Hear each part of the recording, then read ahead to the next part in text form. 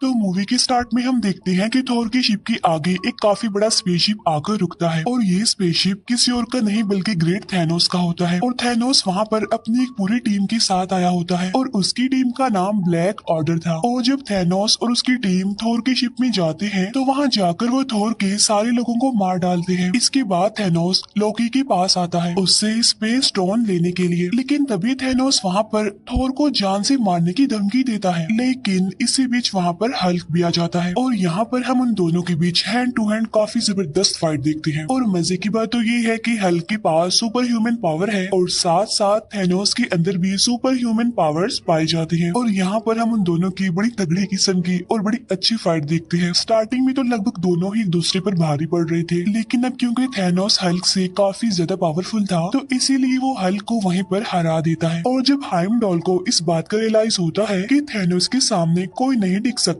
तो इसीलिए वो हल्क को वहाँ से अर्थ पर भेज देता है। लेकिन जब थैनोस उसे ऐसा करते देखता है तो उसे बहुत गुस्सा आता है, इसीलिए वो हाइमडॉल को वहीं पर ही मार डालता है। और इसके बाद थैनोस थोर को भी जान से मारने की कोशिश करता है, जिस पर लोकी उसे कहता है कि इसे छोड़ दो और इसके बदले में मैं तुम्हें स्पेस स्टोन देने के लिए तैयार हूँ। और फिर लोकी थैनोस को वो स्पेस स्टोन दे ही देता है। लेकिन थैनोस तो यहाँ पर भी चीटिंग करता है और वो लोकी को जान से मार डालता है। अब इस बात की वजह से थोर को काफी गुस्सा भी आता है और उसे काफी बुरा भी लगता है, लेकिन अब क्योंकि उसके हाथ पैर बांधे गए थे इसीलिए वो तो कुछ भी नहीं कर सकता था। इसके बाद थैनोस अपने थर्ड स्टोन को हासिल करने के लिए उस शिप से चला जाता है, लेकिन जाते जाते वो इस शिप को काफी बुरे तरीके से एक्सप्लोड कर देता है। अब क्योंकि पूरे स्पेस में ही वो शिप डिस्ट्रॉय हो चुका था इसीलिए थोर भी वही स्पेस में फ्लाई कर रहा होता है। लेकिन ठीक उसी टाइम पर वहाँ गार्डियंस ऑफ द गैलेक्सी की टीम पहुंच जाती है और जो वो थोर को उस स्पेस में उड़ता हुआ देखते हैं तो वो उसे अपने शिप में ले आते हैं। वहाँ पर मैंटिस होती है जिसके पास किसी का भी माइंड पढ़ने की एबिलिटी होती है और जो वो थोर के सर पर अपना हाथ रखती है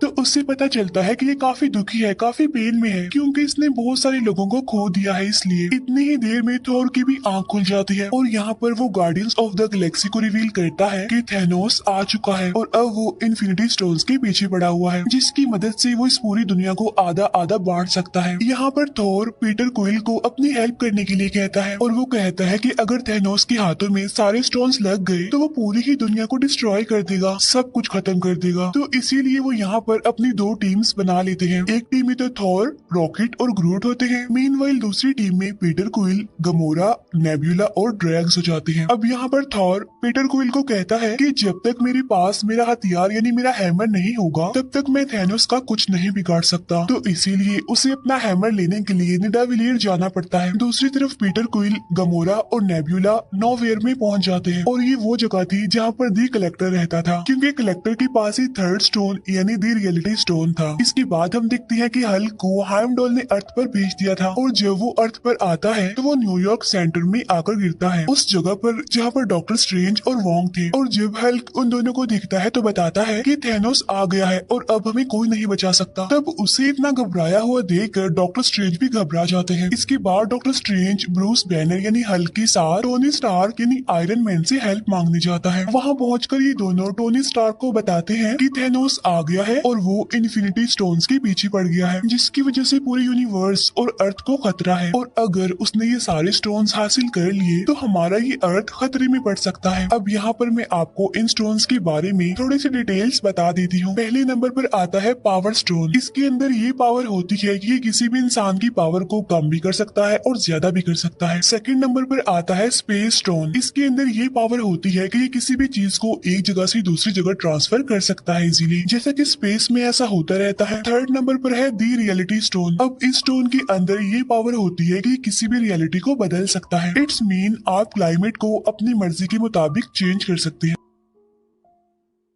नंबर 4 पर आता है द टाइम स्टोन और ये वाला स्टोन डॉक्टर स्ट्रेंज के पास होता है। इस स्टोन में ये पावर होती है कि ये अपनी मर्जी से टाइम को आगे पीछे कर सकता है। 5वें नंबर पर आता है द सोल स्टोन। इसमें ये पावर होती है कि ये किसी भी इंसान की सोल का कंट्रोल हमारे हाथ में दे देती है, यानी कि हम जो भी चाहें उस सोल से करवा सकते हैं। छठा और लास्ट स्टोन है द माइंड स्टोन। इस स्टोन में ये पावर होती है कि ये किसी के भी माइंड को कंट्रोल कर सकता है और ये किसी भी इंसान को टेलीकिनेटिक पावर दे सकती है, जो कि किसी भी सामान को हवा हवा में एक जगह से दूसरी जगह उड़ा सकता है। अब ये सारी तो हो गई इन स्टोन्स की डिटेल्स। इन सारे स्टोन्स को हासिल करके थैनोस इस पूरी दुनिया में बैलेंस बनाना चाहता है। वो चाहता है कि अब जितने भी प्लैनेट्स हैं उन पर जितनी ज्यादा ह्यूमैनिटी बढ़ गई है उन सबको आधा आधा बांट दिया जाए, जिससे कि रिसोर्सेज उन सभी लोगों को पूरी तरह से मिल सकेंगे और इससे पूरी दुनिया में बैलेंस भी बना रहेगा। अब यहाँ पर थैनोस आधी ह्यूमैनिटी को खत्म करने की बात कर रहा था और यही वजह है कि वो इन इन्फिनिटी स्टोन्स को हासिल करने के लिए पागल है। और जब ये सारी बात टोनी स्टार्क को पता चलती है कि थैनोस इस पूरे यूनिवर्स में से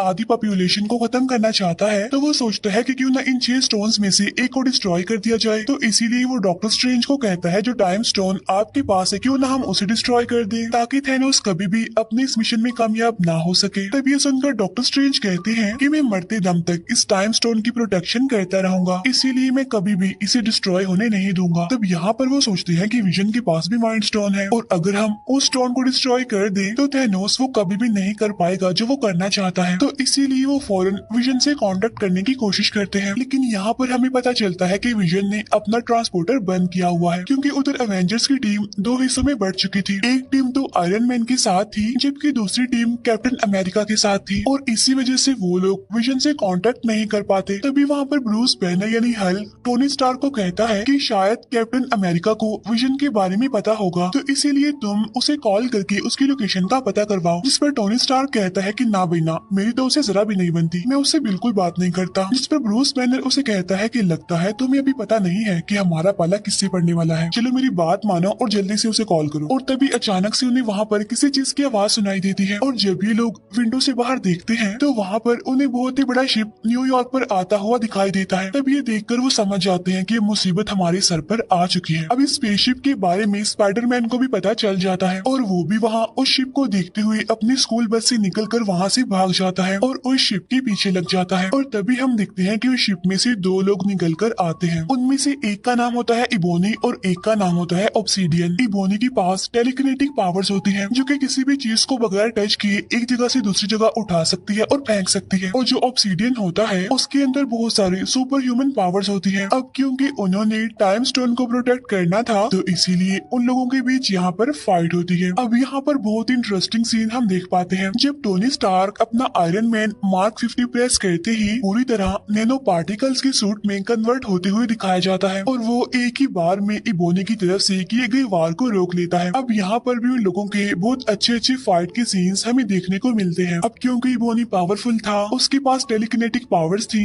इसीलिए वो अपने काम को करने में कामयाब होता रहता है। इसके बाद वो टाइम स्टोन निकालने के लिए डॉक्टर स्ट्रेंज के पास पहुंच जाता है। अब क्योंकि टाइम स्टोन को डॉक्टर स्ट्रेंज के अलावा और कोई भी नहीं निकाल सकता था उनमें से, तो इसीलिए वो डॉक्टर स्ट्रेंज को अपने साथ अपनी स्पेसशिप में ले जाता है वहाँ से। लेकिन वो ये नहीं जानता था कि उसके शिप में टोनी स्टार्क और स्पाइडरमैन भी एंटर हो गए हैं। इसके बाद हमें विजन दिखाया जाता है। अब क्योंकि थैनोस की टीम यानी ब्लैक ऑर्डर के पास उन सभी इन्फिनिटी स्टोन्स की एनर्जी के फ्लो को रीड करने की पावर होती है, तो इसीलिए पहले तो वो डॉक्टर स्ट्रेंज के पास जाते हैं टाइम स्टोन लेने के लिए और साथ ही विजन के पास ही माइंड स्टोन निकालने के लिए प्रॉक्सिमा मिडनाइट और कॉर्वस ब्लेड जाते हैं। अब यहाँ पर हमें दिखाया जाता है कि मैक्सिमा मिडनाइट और कॉर्वस ब्लेड उन दोनों यानी विजन और वांडा से काफी ज्यादा पावरफुल होते हैं। अब यहाँ पर कॉर्वस ब्लेड के पास एक ऐसा ब्लेड होता है जो किसी भी इंसान की बॉडी में घुस सकता है और उसे काफी इंजर्ड कर सकता है, तो उसी ब्लेड का इस्तेमाल करते हुए वो विजन को इंजर्ड कर देता है, जिसकी वजह से वांडा इस फाइट में अब अकेली रह जाती है। इसीलिए वो दोनों वांडा पर भारी पड़ने लगते हैं। लेकिन तभी वहाँ पर दी कैप्टन अमेरिका आ जाते हैं और वो वहाँ आकर फैल्कन और साथ ही नताशा यानी ब्लैक विडो की हेल्प से उन दोनों को हराने में कामयाब हो जाते हैं। और जब ये तीनों उन दोनों को मारने ही वाले होते हैं तो वो दोनों यानी प्रॉक्सिमा मिडनाइट और कॉर्वस ब्लेड एक पोर्टल ओपन करके वहाँ से भाग जाते हैं। अब क्योंकि विजन काफी बुरे तरीके से इंजर्ड हो गया था, तो वो सब ये डिसाइड करते हैं कि वो ब्लैक पैंथर की हेल्प लेंगे विजन को फिर से रिकवर करने के लिए। इसके बाद सीन शिफ्ट होकर गार्डियंस ऑफ द गैलेक्सी की तरफ आता है, जहाँ पर कमोरा और पीटर क्विल बातें करते हुए आगे बढ़ रहे हैं। यहाँ पर कमोरा पीटर को बताती है कि काफी सालों पहले की बात है कि जब थैनोस हमारे प्लेनेट पर भी आया था और उसने हमारे प्लेनेट के आधे लोगों को मार दिया और उन लोगों में मेरी मदर भी शामिल थी। लेकिन इस बार थैनोस को मैं ऐसा करने नहीं दूंगी और मेरे पास एक सीक्रेट है जिसकी वजह से मुझे लेने के लिए थैनोस यहाँ पर जरूर आएगा। और वो पीटर को कहती है कि तुम्हें मुझसे प्रॉमिस करना होगा कि अगर मुझे थैनोस अपने साथ ले जाने की कोशिश करे तो तुम्हें मुझे जान से मार देना होगा। अब हालांकि पीटर क्विल ऐसा करना तो नहीं चाहता था, लेकिन फाइनली वो कमोरा से प्रॉमिस कर लेता है और इसके बाद वो सीधा चले जाते हैं नोवियर पर, यानी जहाँ कलेक्टर रहता था। वहाँ पहुंचकर उन्हें पता चलता है कि थैनोस उसे मारने की धमकी देता है और कहता है कि अगर तुमने मुझे द रियलिटी स्टोन नहीं दिया तो मैं तुम्हें जान से मार डालूंगा। लेकिन वहाँ पर कमोरा आकर थैनोस को मार डालती है। लेकिन यहाँ पर हमें पता चलता है कि थैनोस तो उनसे पहले ही वहाँ पर आ गया था और उसने कलेक्टर से द रियलिटी स्टोन भी ले लिया था। और जो ये अभी हमने देखा था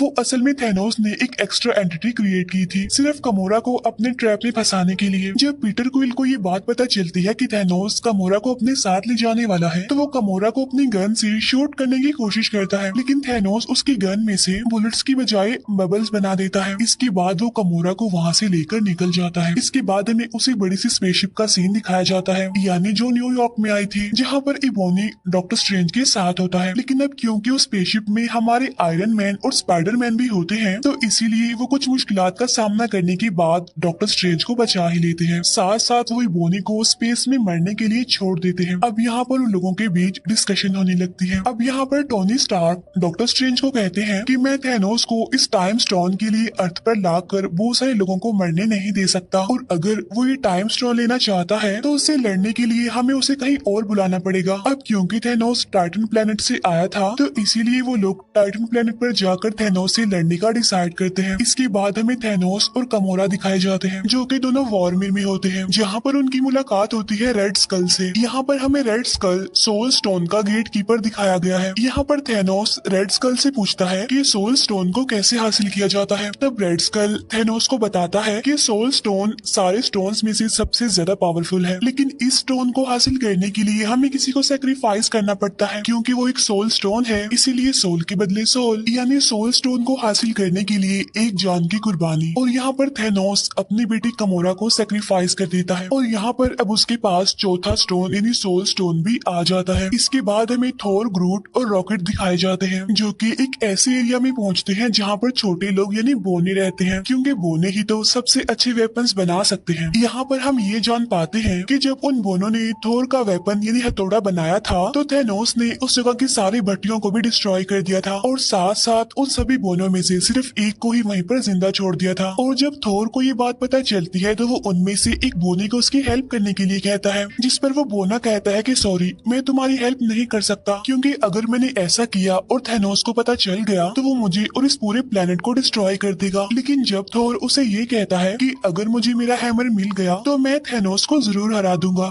तब ये बात सुनकर फाइनली वो बोना थोर की हेल्प करने के लिए एग्री हो जाता है। इसीलिए अब वो एक नए वेपन को बनाने के लिए तैयारी करने लगते हैं। लेकिन यहाँ पर उन्हें पता चलता है कि हैमर बनाने के लिए जो मेटल उनको चाहिए, उस मेटल को पिघलाने के लिए जिस एनर्जी की जरूरत है वो सिर्फ सूरज से मिलेगी। लेकिन सूरज की पावर इतनी ज्यादा तेज है कि अगर उसे डायरेक्ट उस मेटल पर लगाया जाए तो वो पूरा का पूरा मेटल ही डिस्ट्रॉय हो जाएगा, और इसीलिए बीच में एक फिल्टर लगाना बहुत ही जरूरी है। लेकिन जब वो उस फिल्टर को यूज कर रहे होते हैं तो वो एकदम से बीच में से टूट जाता है। लेकिन यहाँ पर थोर उस बोने को कहता है कि अब इसके बीच का फिल्टर मैं बनूंगा और तुम बस अपना काम जारी रखो। और ये काफी अच्छा सीन होता है कि जब थोर उस एनर्जी सोर्स के बीच ऐसा फिल्टर खड़ा हुआ था सिर्फ और सिर्फ अपने उस वेपन यानी हथौड़े को हासिल करने के लिए, और फाइनली वो अपने उस वेपन को हासिल कर ही लेता है। लेकिन जब वो वेपन तैयार होता है तो पता चलता है कि उसमें लगाने के लिए हैंडल तो है ही नहीं। लेकिन तभी वहाँ ग्रूट आता है और वो अपना एक हाथ हैमर के अंदर फिट कर देता है, और तब जाकर फाइनली एक जबरदस्त हथियार तैयार हो जाता है। और ये वाला वेपन थोर के पिछले वेपन से काफी ज्यादा पावरफुल और अपडेटेड था। इसके बाद सीन शिफ्ट होकर टोनी स्टार्क, स्पाइडरमैन और डॉक्टर स्ट्रेंज पर जाता है, जो कि तीनों अब टाइटन प्लेनेट पर आ चुके हैं। अब क्योंकि यहाँ पर नेब्यूला ने मैंटिस को मैसेज किया होता है कि हमें टाइटन प्लेनेट पर तुम्हारी जरूरत है, तो इसीलिए पीटर क्विल, मैंटिस और ड्रैक्स वहाँ पर पहुँच जाते हैं। अब यहाँ पर हमें पता चलता है कि डॉक्टर स्ट्रेंज थैनोस के आने से पहले फ्यूचर को देखने लगता है और वो देखता है कि कितनी पॉसिबिलिटीज हैं कि हम थैनोस से जीत सकते हैं, जिनमें वो दिखता है कि सिर्फ एक पॉसिबिलिटी है जिसमें कि वो थैनोस से जीत सकते हैं। और ठीक उसी टाइम पर हम वहाँ पर थैनोस को देखते हैं जो कि टाइटन प्लेनेट पर डॉक्टर स्ट्रेंज से टाइम स्टोन को लेने के लिए पहुंच चुका था। इसके बाद हमें captain America, vision, Bruce banner और वोंग दिखाए जाते हैं जो कि विजन के साथ वकांडा पहुंच जाते हैं, जिन्हें लीड करने वाला कोई और नहीं बल्कि ब्लैक पैंथर था। यहाँ पर हमें पता चलता है कि वो सब माइंड स्टोन को डिस्ट्रॉय करने के लिए यहाँ पर आए हैं। और तभी वहाँ पर शूरी जो कि ब्लैक पैंथर की सिस्टर होती है वो उन सबसे कहती है कि हाँ, मैं माइंड स्टोन को विजन से अलग तो कर सकती हूँ, लेकिन मुझे ऐसा करने के लिए टाइम चाहिए। तब वो लोग कहते हैं कि ठीक है, हम यहाँ पर आने वाली बाकी ब्लैक ऑर्डर टीम से मुकाबला करेंगे, तब तक तुम विजन से माइंड स्टोन को निकालने की कोशिश करो। और तभी हम जान पाते हैं कि थैनोस की पूरी ब्लैक ऑर्डर टीम विजन से उस माइंड स्टोन को हासिल करने के लिए वहाँ पर पहुंच जाती है, जिन्हें लीड कर रहे थे प्रोक्सिमा मिडनाइट, कॉर्वस ब्लेड और ऑब्सीडियन। वहाँ उन तीनों की प्रेजेंस को देखते हुए उन सभी अवेंजर्स को ये लग रहा था कि उनका पलड़ा भारी है, लेकिन वहाँ पर ब्लैक पैंथर एक बहुत ही बड़ा डोम बना देता है, जिसकी मदद से उन सभी के ऊपर एक प्रोटेक्शन का जैसे एक सर्कल बन जाता है। लेकिन जब उन्हें ये पता चलता है कि ब्लैक ऑर्डर की टीम की तादाद काफी ज्यादा है और वो किसी भी टाइम पीछे के दरवाजे से आकर विजन पर हमला कर सकते हैं, तब फाइनली वो डिसाइड करते हैं कि हम सामने के दरवाजे को थोड़ा सा खोल देंगे, जिसमें से उस पूरी की पूरी ब्लैक ऑर्डर टीम हमारे सामने आएगी। इस तरह से हम उन्हें लड़ाई करने में बिजी रखेंगे और तब तक शूरी विजन से उस माइंड स्टोन को निकाल देगी। इसके बाद सामने का वो दरवाजा खोल दिया जाता है, जहाँ पर पूरी की पूरी ब्लैक ऑर्डर टीम उन सभी अवेंजर से लड़ने लगती है। यहाँ पर हम ये जान पाते हैं कि हल्क अपने असली रूप में आना ही नहीं चाहता, क्योंकि ब्रूस बैनर हल्क वाले रूप में तभी आता था जब उसे किसी से लड़ाई करनी पड़ती थी, वरना मोस्टली वो ब्रूस बैनर के रूप में ही रहता है। इसके अलावा ये भी कहा जाता है कि अब वो थैनोस से बहुत ज्यादा डरने लग गया था और ये वजह भी थी जिसकी वजह से वो हल्क नहीं बन रहा था। एनीवे, वो ऐसे ही इस लड़ाई में शामिल हो जाता है और यहाँ पर हमें इस मूवी की सबसे बड़ी फाइट दिखाई जाती है जो कि अवेंजर्स और ब्लैक ऑर्डर के बीच चल रही थी। और ये पूरी की पूरी फाइट सच में बहुत कमाल है। और फाइनली ब्लैक ऑर्डर टीम के तीनों कमांडर यानी प्रोक्सिमा मिडनाइट, कॉर्वस ब्लेड और ऑब्सीडियन जो कि इस टीम को लीड कर रही थी, वो यहाँ पर मारे जाते हैं। साथ साथ अवेंजर्स विजन को भी इस लड़ाई में शामिल कर लेते हैं। और तभी यहाँ पर हमारे एक और हीरो थॉर की भी एंट्री हो जाती है। जैसे उसकी एंट्री होती है वो जोर से चिल्लाता है, कहाँ है थैनोस। तब उसकी आवाज सुनकर ब्लैक ऑर्डर की सारी टीम काफी डर जाती है। यहाँ पर थोर भी उन सबको मारते हुए आगे बढ़ जाता है। इसके बाद हम थैनोस को देखते हैं जो कि गार्डियंस ऑफ द गैलेक्सी की team Tony Stark, doctor Strange और स्पाइडरमैन के साथ लड़ रहा होता है।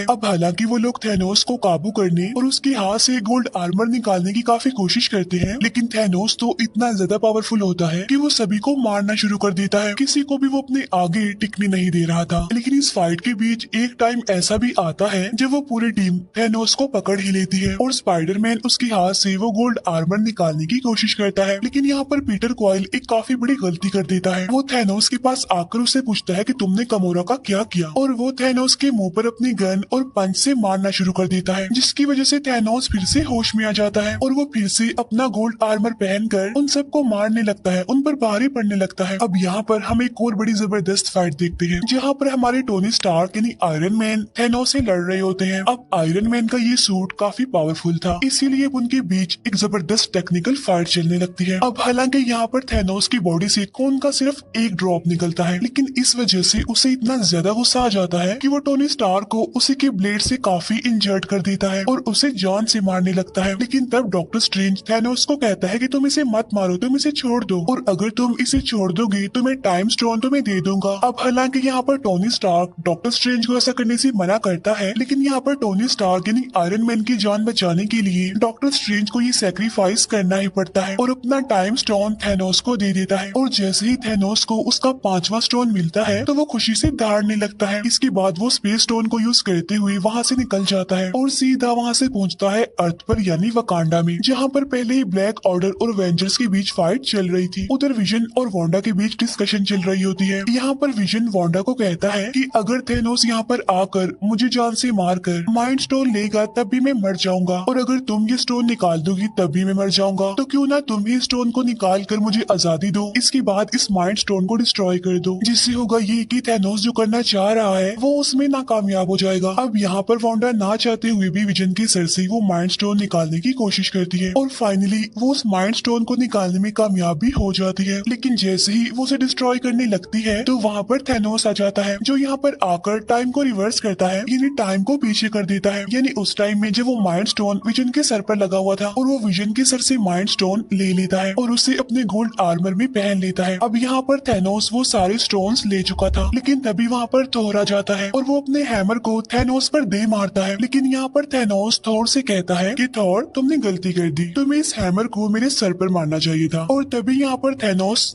चुटकी बजाता है, जिससे पूरा यूनिवर्स, पूरा अर्थ दो हिस्सों में बढ़ जाता है। इसके बाद सीन शिफ्ट होकर सोल वर्ल्ड में आता है, जहाँ पर थैनोस खुद को बिल्कुल अकेला पाता है और उसके सामने एक छोटी गमोरा होती है, यानी जब वो छोटी थी। और यहाँ पर वो अपने फादर थैनोस से पूछती है कि डैडी डू इट, जिस पर थैनोस कहता है कि यस। फिर छोटी गमोरा पूछती है कि आपने क्या खोया, जिस पर थैनोस कहता है कि सब कुछ। इस फाइट में उसने इन्फिनिटी स्टोन्स को हासिल करने के लिए अपना सब कुछ खो दिया, क्योंकि वो गमोरा को बहुत प्यार करता था, लेकिन अनलकीली अब वो उसकी लाइफ में नहीं थी। इसके बाद थैनोस वापस से रियल वर्ल्ड में आ जाता है, जहाँ पर उसके सामने थोर और बाकी सारे एवेंजर्स होते हैं। लेकिन अब क्योंकि उसके पास सारे स्टोन्स थे, इसीलिए वो स्पेस स्टोन की मदद से खुद को टेलीपोर्ट करके कहीं और चला जाता है। लेकिन वहाँ पर बचता है तो सिर्फ राख, और पूरे यूनिवर्स में से, पूरे अर्थ में से आधी पॉपुलेशन कम होने लगती है। हर कोई वहाँ से राख बनकर गायब होता जा रहा था। इसके बाद हम थैनोस को देखते हैं, जो कि एक हट में था, जो कि काफी खुश था, क्योंकि फाइनली वो अपने मिशन में सक्सेसफुल हो गया था। उसने पूरी दुनिया की आधी पॉपुलेशन को खत्म कर दिया था। इसके बाद हम मारिया हिल और निक को देखते हैं, जो कि एक गाड़ी में बैठकर कहीं पर जा रहे थे, लेकिन तब वो भी वहाँ से गायब होना शुरू हो जाते हैं। और यहाँ पर निक अपनी पॉकेट से एक छोटी सी डिवाइस निकालता है और वो किसी को मैसेज करता है, और जब उसके गायब होने के बाद हमें वो डिवाइस दिखाई जाती है, जिससे हमें पता चलता है कि उसने वो मैसेज कैप्टन मार्वल को भेजा है। और इसी के साथ ही मूवी यहीं पर एंड हो जाती है।